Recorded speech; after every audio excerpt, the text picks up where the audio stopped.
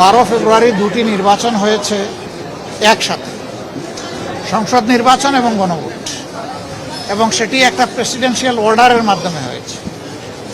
এটা স্বাভাবিক সাংবিধানিক ধারাবাহিকতায় হয়নি। সেখানে অনেকগুলা কথা ছিল, শর্ত ছিল। টোটাল 15টা আদেশ সেখানে দেওয়া হয়েছে একই দিনে। এই আদেশগুলো ছিল গণভোট সংক্রান্ত ম্যাক্সিমাম, আর সাধারণ নির্বাচনের এর সাথে ছিল। এখানে উল্লেখযোগ্য কয়েকটি জিনিস ছিল।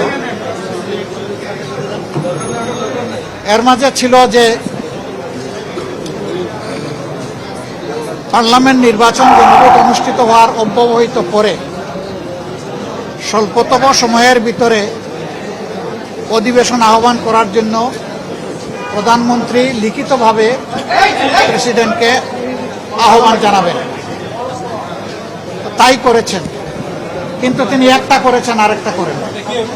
এটা আমাদের কাছে মনে হয়েছে।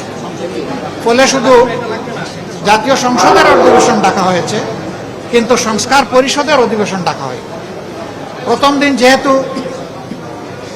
সময় কম ছিল, এবং আপনারা জানেন যে একটা ইস্যুতে আমরা ওয়াকআউটও করেছিলাম, আমরা সেখানে কথা তুলেছিলাম, কিন্তু সেই কথাটা আমলে নেওয়া হয়নি। আজকে অধিবেশনের শুরুতেই পয়েন্ট অফ অর্ডারে দাঁড়িয়ে আমরা এই ব্যাপারে কথা বলার চেষ্টা করেছি। তখন মাননীয় স্পিকার 1 ঘন্টা পরে আমাদেরকে স্লট দিয়েছিলেন। আমরা